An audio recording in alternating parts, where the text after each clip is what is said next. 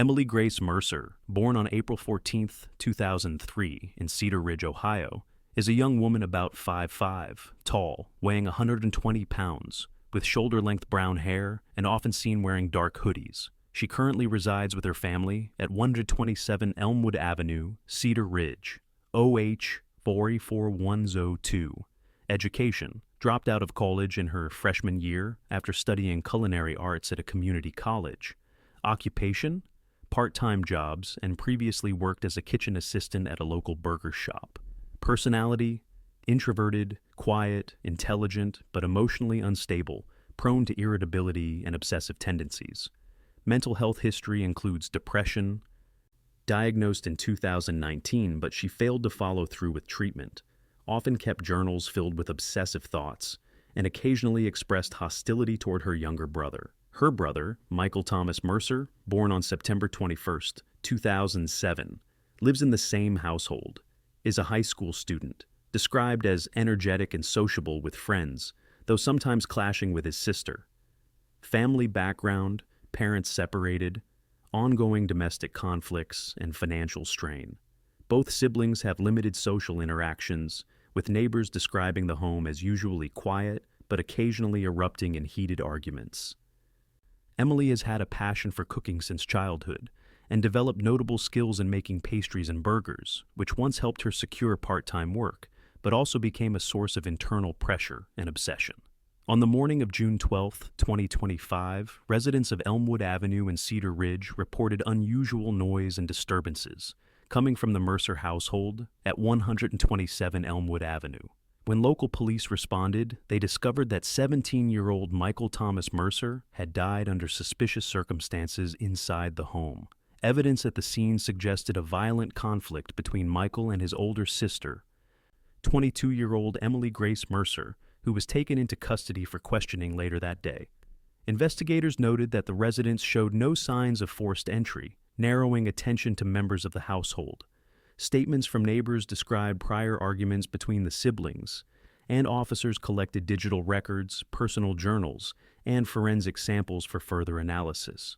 Emily's inconsistent testimony and history of mental health struggles became central points of the investigation, while prosecutors began preparing charges that focused on homicide and the treatment of the victim's remains. The case quickly attracted media attention, highlighting family conflict, psychological instability, and raising questions about gaps in mental health support. Now, listen to testimony from Ms. Emily Grace. My name is Emily Grace Mercer. I am 22 years old, and I know exactly why I'm here. I am not going to pretend it was an accident. I am not going to beg for forgiveness. I did what I wanted to do, and I am ready to say it out loud.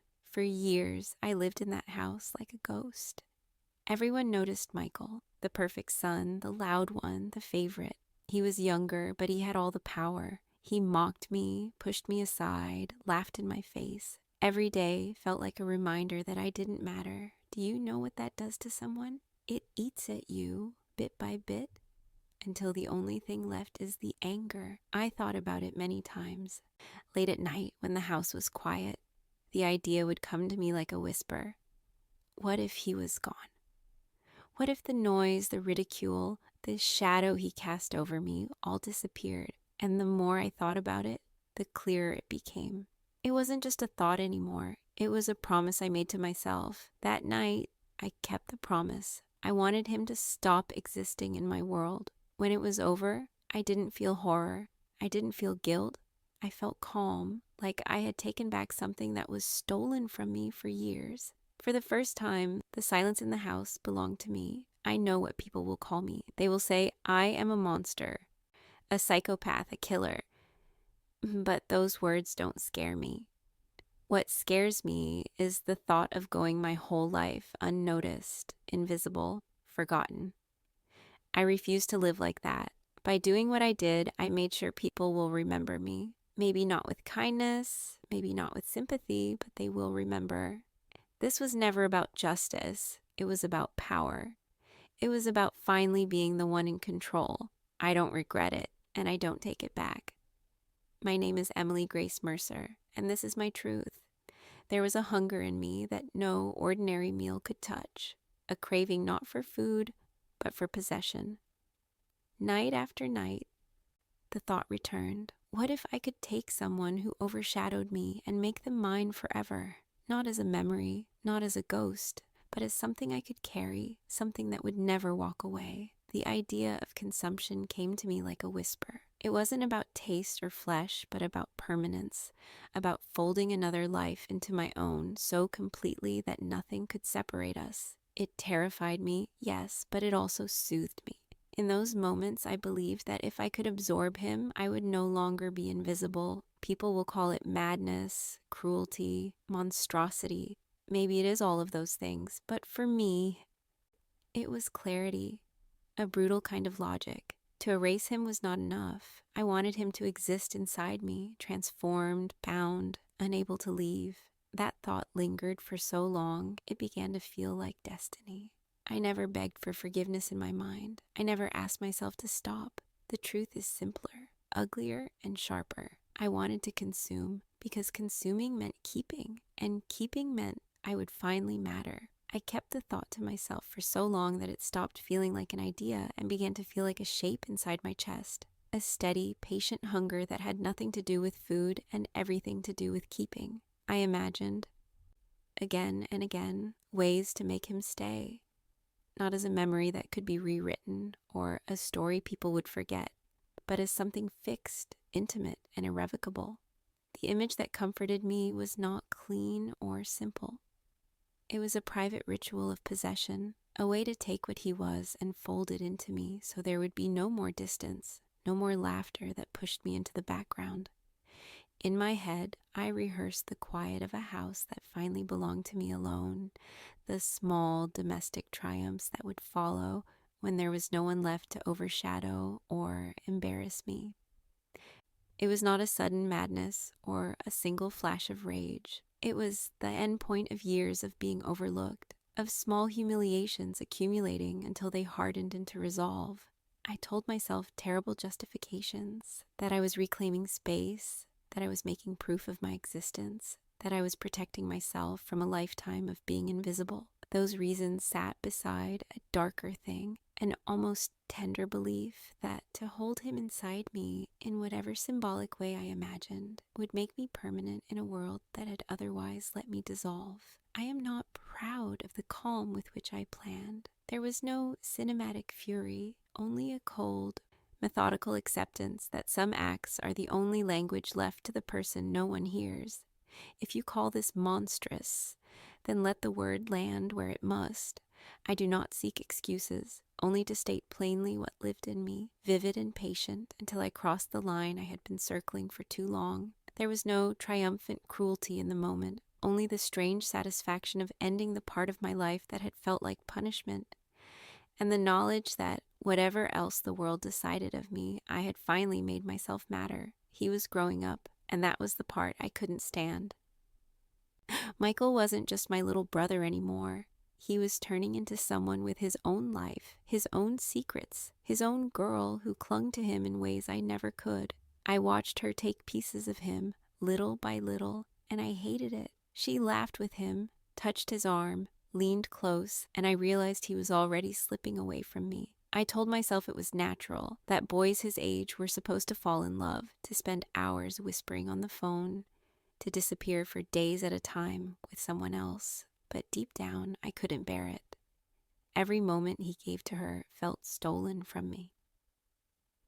I had lived in his shadow for so long that the thought of losing even his attention, the only thread that tied me to mattering at all, was unbearable. I didn't want to share him. I didn't want to watch him walk away and leave me invisible again. That's what it was about, more than anything.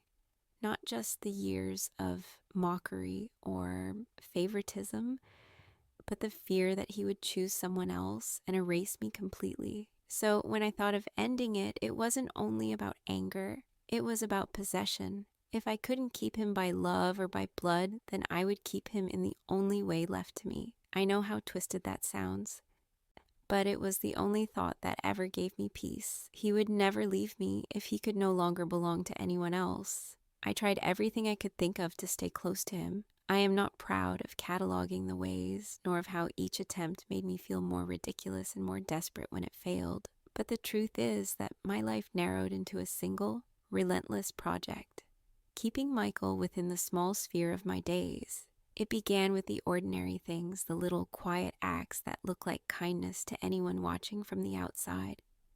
I cooked the meals he liked and left them at his door because food is a way of saying, I am paying attention. I learned to make his favorite sandwich just the way he preferred it, with extra pickle and a peculiar smear of mustard he always said made the bread better. I would place it on a tray, warm, and push it under his door with my foot so he would find it when he came home late from school, and I told myself I was being thoughtful. But part of the truth is that I wanted him to notice me, even in the smallest domestic exchange, to acknowledge that I had given him something he enjoyed. I wanted the receipt of his gratitude, the small nod of appreciation that said I existed to him in a way that could not be shrugged off. I lingered in doorways. I invented errands that kept me at home during the hours he was there so that our paths would cross more often. If he went out with friends, I would find a way to be doing a chore on the porch so I could wave as he left. I volunteered for late-night cleanup shifts at the community center where he sometimes practiced with a team, and I found excuses, petty, clumsy excuses, to show up at places where I knew he would be. It was humiliating to catalog now, to admit how much I rehearsed my casualness so he would not see the way my chest ached when he walked past. It was humiliating to recall the small, repeated failures. His failure to look up when I smiled. His failure to remember I had been the one who fixed the hole in his sleeve last winter. His failure to mention my name to anyone in the pause between sentences when he told a story. Each omission was a small extinguishment, and after a while, I counted these extinguishments in my head like wounds. I learned to be invisible in more practiced ways. I joined his friends' group chats under a fake nickname so I could see the jokes he forwarded. The memes he loved. It felt obscene at first, an invasion, but also safe because I could watch him without demanding anything. I started small conversations with his friends when we crossed paths at the grocery store. How's practice going? Did you finish that project? The answers were courteous and brief. They were not for me. They were for the world in which he was becoming someone outside of my sitting room, and that world was one I felt barred from entering. I tried to be the person who could advise him without crossing boundaries. I worked on listening, on nodding at the right moments, on making the right neutral noises when he complained about an exam or a boyfriend. I cultivated a careful calm, the kind of warmth that does not demand anything in return. I told myself this was the healthy version of closeness, that if I simply made myself steady and dependable, he would come back. But people do not return to stability because it exists. They leave when the pull of their own life grows in a different direction. Watching him fall in love, even mildly, felt like being present at a small ritual where a part of him was rewired away from me. The girl, she was no goddess, just another teenager with a laugh and a way of putting her head on his shoulder, stole not only his time, but the shape of his attention. I listened to the details of their messages when he left his phone on the couch. I told myself the snooping was a childish sin and tried to stop, but then I would find myself peeking again, heart pounding, needing to know if my life had been diminished by a sentence or two. I tried to be helpful. I deliberately volunteered to drive him to things, to sit in the car while he texted a friend. I offered to proofread an essay and stayed up later than I should have, scanning for the sentence that would reveal who he was becoming. He would say, "Thanks, Em," and the word would land like a small stone in my chest, heavy and stupidly precious. I would rearrange the living room to make his favorite chair more comfortable. I would leave the remote in a place where he always found it. I would break into a smile when he told me some small victory at school, and I would clap with the sincerity of someone whose heart depended on that clap being returned. When none of that worked, I tried to change myself. I cut my hair in a way that once got him to notice me in the hallway. I bought different clothes, the sort of clothes a girl his age might find not weird. I laughed at jokes that weren't funny. I let him win at board games. Each time I altered myself, it felt less like improvement and more like erasure, the steady removal of the parts of me that were honest, until I felt like a collage of behavior designed to attract a single pair of eyes. I resented the alterations, even as I made them, because they only proved that his attention could be bought with some slight performance and that I had been reduced to a bidder in a tiny auction. There were times I tried the hard route. Conversations. I tried to speak plainly about feeling invisible, about the way his presence swallowed me whole. I remember once sitting across from him at the kitchen table, hands wrapped around a mug that had gone cold, and telling him that I felt left behind. He looked up, startled, and for a moment the room warmed with the possibility of connection. He touched my arm like a child trying to soothe a skinned knee, clumsy, well-meaning. "I'm sorry, Em," he said softly, as if apology could reverse years of neglect. It meant everything and nothing. It was not rooted in the years of accumulated erasures. It was a bandage over a bruise. It was a gesture, and gestures are ephemeral. That ephemeralism drove me to fury of a quiet, steady kind. He could apologize and then go back to the world that loved him without needing to fix anything. I could not forgive that, not anymore. The apology did not repair what had been unmade inside me by all those small slights. My attempts to entangle myself increased in cunning as my desperation grew. I began to leave gifts that were more than food, little things he liked but would not buy for himself, a paperback book with a note in the margin, a mixtape burned at midnight with songs that reminded me of childhood summers. These were tokens of shared history. I told myself they were benign. He thanked me politely. He did not ask questions about why I had chosen those songs, or why the margins contained a note about the way rain smelled when you were 10. He did not see the intention packed inside the tape like a small hidden engine. There were nights when my attempts felt like a ritual. I would tidy his desk while he slept, arranging the pencils and the stray receipts the way I thought made the world more serene. I would make sure the poster on his wall hung straight. I would stand outside his bedroom door and listen to the breathes of the house and pretend the rhythm was a language I could learn. These were not acts of malice. They were acts of worship, perverse in their possessiveness. I loved him in the only way I could conceive, by making the space he inhabited a space I had curated, by leaving little markers of my care everywhere he would walk. When proximity was blocked by the things of normal life, school commitments, the girl with her quiet laughter, my imagination did what it always had done when reality shrank. It converted longing into fantasy. I pictured scenarios where he would choose me over everything else, where attention would fold back onto me like a curtain. I told myself these were harmless fictions, a private cinema where the world was arranged to soothe my bruised dignity. The fantasies hardened, though. The scenes became more persistent, more detailed. They were no longer comforting illusions, but scaffolds for desire. What I would say, how I would stand, the exact way he would answer me when I had succeeded in keeping him. With each repetition, the imaginary closeness felt more plausible, and the distance between thought and will narrowed. I confess now that I began to measure everything against a single standard. Did it bring him nearer, even if only by an inch? If it did, it was worth the cost.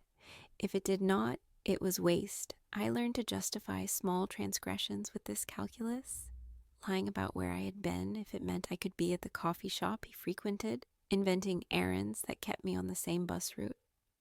These were petty crimes of attention theft, and they made me feel stupid and alive at once. There were days I smiled at a friend's joke without finding it funny, only to discover that the smile had been noticed on an old security camera he happened to glance at when passing by. He did not speak with me about the smile, but I felt it land like a small coin in my pocket, petty, glittering evidence that my strategy, such as it was, sometimes worked. As these strategies failed more often than they succeeded, my inner monologue turned crueler. I began to fashion arguments against the world's right to take him. I built scenarios where he had been complicit in my invisibility. I told myself he had been taught to ignore me because someone had taught him to value everything but the quiet sister who stood in the kitchen at midnight. I told myself the adults in the house had always favored him and that their parentally directed blindness was a crime against my selfhood. In those narratives, he was both culprit and symptom, the living emblem of my family's failure. And then there was the girl. When she arrived on the scene, everything crystallized into a single, intolerable fact. Michael would learn to love someone beside the people who had raised him. He would discover a language of connection that had nothing to do with the circles I could make around him. The girl made physical the fact of his moving away. She had a simple manner of leaning in when he laughed that told me everything I already feared. It was not a great love that drove him to her. It was teenage intimacy, the soft sharing of secrets and music, and the spatial closeness of two people who were learning the contours of each other. That closeness took from me the attention that had been my sustenance. The small acts I had cultivated, making his favorite meal, leaving his mixtapes, began to look like relics of a past life. The more he gave parts of himself to someone else, the more irrelevant I became. I tried to absorb her into my strategy. I tried to become someone she would admire. I asked to meet her, to speak kindly and yet with a sharp edge that said, "I am here." I tried to be sisterly and indulgent, to build a gentle rapport. When I could, I would volunteer to drive them both to a movie and sit in the back seat, smiling. I watched them from the corner of my eye, and each touch, each private joke was a nail hammered into the lid of my sense of belonging. I attempted to be the guardian, the aunt, the confidant. I offered advice as if I were protecting the thing I feared losing. She accepted these small kindnesses without realizing their motive, and often she returned them with a polite warmth, which for me felt like a far worse betrayal than malice. At some point, the list of strategies ended. I had tried most of the avenues that involved patience, charm, and small manipulations. He had grown, as boys do, and the gravitational pull of his own life was greater than any tether I could throw. I have to be honest about what that felt like. Not merely disappointment, but a sudden, full-bodied grief that was too vast to name. It was like waking to discover that the house had been slowly emptied while I slept, and my attempts to put things back in their places were met with the hollow echo of absence. The rituals I had used to hold him close no longer registered even as background noise in his life. He reserved his laughter for her. He made plans that did not involve me. He left notes on the fridge that never mentioned me. In that impoverished emotional landscape, I felt small and terminal. That is where the turning came. Not with a single thunderclap, but as an accumulation of refusals. I tried to speak to him again, more directly this time. I said, "I need you." And I meant the literal smallness of the phrase, as well as its monstrous interior. His answer was not cruel. It was a gentle, bewildered attempt to reassure a person he thought he loved. "I love you," he said once, as if those two words could smooth any crease. They did not. They sounded like a patch over a gap. It was not that he did not care in his own way. It was that his care was not the kind that could anchor me to the world. He loved me as someone is loved across a table, not as someone is loved to the point of being the only oxygen in a room. I remember the feeling of choices narrowing. I thought of exit routes, moving away, seeking therapy, asking for help. I did some of these things in small, embarrassed attempts to salvage myself. I sat in a chair in a fluorescent office and told a counselor about the quiet rage that came from living in the shadow of a sibling. The counselor gave me talk therapy tools, breathing exercises, a pamphlet about boundary setting. I practiced the breathing exercises until my lungs felt like a pale thing held in my palms, and I tried to use the pamphlet like scaffolding, but the interventions felt distant and clinical. The counselor did not understand the specific, tactile nature of my loss. It was not only about being unseen, it was about a particular pair of eyes that had once seen me and now did not. When practical options failed, I found myself imagining permanence in ways that were not metaphorical. The fantasies that had been prurient in their intensity took on a new outline. They were not coherent plans, at least not at first, but they felt like inevitabilities. The phrase, no other way had a peculiar gravity. It does not mean that I believe there were literally no other options in the cold light of the world. It means that in the architecture of my private logic, the other options were insufficient. Therapy was insufficient because it required me to renounce the desire to possess him utterly. Moving away was insufficient because it meant admitting defeat, conceding that I could live unloved and unanchored. Asking for help was insufficient because it returned me to the position of supplication, and supplication is a form of erasure. The only paths that respected the depth of my need, as I felt it, were those that would rigidly, unquestionably secure his presence within the bounds I set. When I say I had no other way, I am describing that private, terrible calculus. It is not an objective statement about the world. It is a window into the logic of someone who has been made small and believes that one violent correction will finally right an endless oxymoron, absence solved by possession. The horror of that logic is that it is more attractive to a lonely mind than the slow, quotidian work of mending. In the dark theater of my thought, permanence could only be achieved through irrevocable means. It is a thought I now confess with shame and a kind of raw, terrible clarity. I knew, in the part of me that could still see consequences, that acting on such a thought would ruin everything. Myself, my family, the fragile scaffolding of relationships that had not snapped entirely. I knew that if I crossed that line, I would exist afterward in a completely different dimension, one in which people would look at me and see only the aftermath. But those considerations were like distant objects seen through rain, blurred and unconvincing. What mattered in the numbness of those final hours was the immediate logic of securing what had been lost by any means that could make the loss irreversible and thereby, paradoxically, make me permanent. So I acted in a way I will not rehearse here. I will not give the reader the details of the deed, because that is not what this confession is for. The details are crude and unnecessary. Beside the more important fact that I made a choice to convert absence into possession, I did not act out of a sudden, blinding fury. I acted with the steady, resigned resolve of someone who had been accumulating reasons for years. I did it because I wanted to matter so much that I was willing to stake my humanity on the proof. Afterward, there was a silence in the house that was at once terrible and precisely what I had imagined, an absence that felt, in the very first moments, like an answer. I do not say this to justify anything.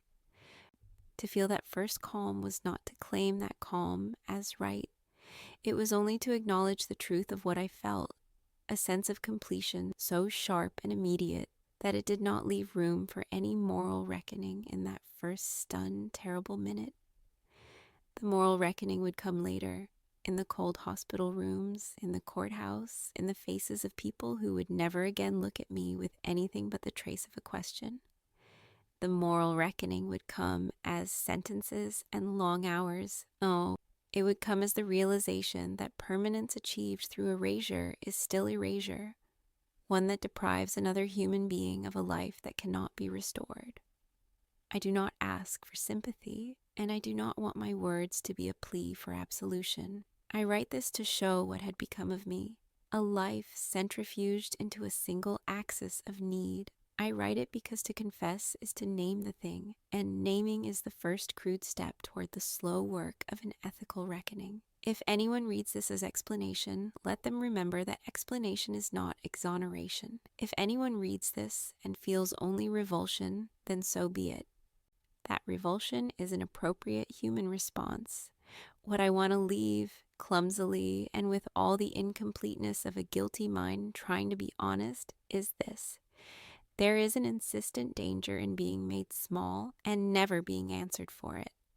There is a corrosive power in attention denied and affection diverted. And there is a final terrible lesson that I learned too late. To convert another's absence into one's own permanence by force is not a reclamation, but a theft so absolute that it cannot be undone. I took what I thought would secure me, and in doing so, I ensured that the rest of my life would be measured in what I had destroyed. I accept that measurement. I accept the damnation that comes with it. I did what I had been circling around for years. I ended his life. It wasn't in a burst of rage, but in a cold decision, as if extinguishing a candle that had burned too long. What followed was silence, so heavy, so absolute, that every ordinary sound of the house felt foreign. At first, that silence resembled the success of a plan finally completed. Later, it became the veil for phone calls, for knocks on the door, for neighbors' footsteps rushing toward the truth. The police came. They searched the house. My story broke apart into fragments of testimony and evidence. Long interrogations, the shuffling of papers, the eyes of my parents pressing into me with a question no words could answer. I was arrested. From that moment on, the idea of keeping him was strangled by the machinery of law, investigators, lawyers, transcripts, forensic reports. Each one pulled me further away from the private logic that had once made sense only inside my mind. The media swarmed, neighbors whispered in horror, the community fractured between anger and grief. Everyone wanted reasons, explanations sharp enough to protect them from believing something like this could ever happen again. My family broke. People who once greeted me could no longer meet my eyes. Every memory that had once seemed harmless, meals, jokes, late-night talks, was transformed into evidence of a ruined life. In prison cells and courthouse waiting rooms, I had time to face myself. No more excuses, no more petty strategies to hold him near, only the hollow space I had created with my own hands. I felt the full weight of responsibility, not just the punishment society demanded, but the irreversible knowledge that the closeness I longed for could now exist only in the form of a name spoken with anger and disgust. The court found me guilty. The sentence was passed. My days became regimented by watchful eyes and the endless drone of time. Some days I think it is a fair ending, a sentence befitting the corrosion I carried. Other days I think I can still hear his laughter somewhere, like an accusation that never lets me breathe. As for the others, my family, his friends, the girl who was once the spark of my jealousy, they are left to stitch together the wound I opened.